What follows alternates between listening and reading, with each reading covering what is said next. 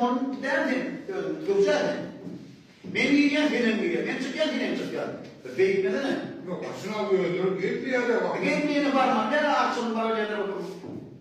Hep maşinde oturmalı o. Düşündük bile bakayım. Giderken yine belli olur. Armağan şuna. Yok.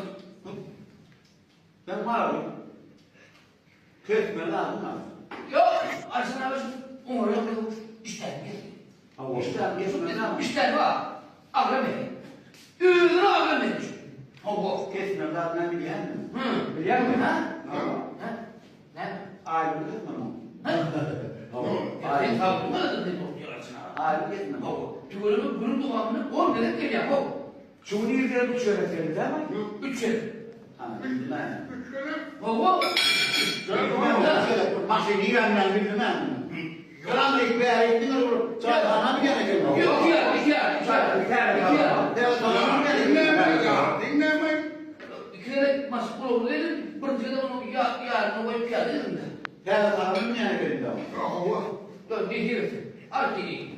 Aslında bir olur. Ha. Ya koyayım. Oğlum zanlısa olur. Ya da çayhanamdan. Çayhanamdan doğurdum. O ilanın tuvalı geldim durdum. Böyle etinden beri yandan. Neyden bundan? Ülke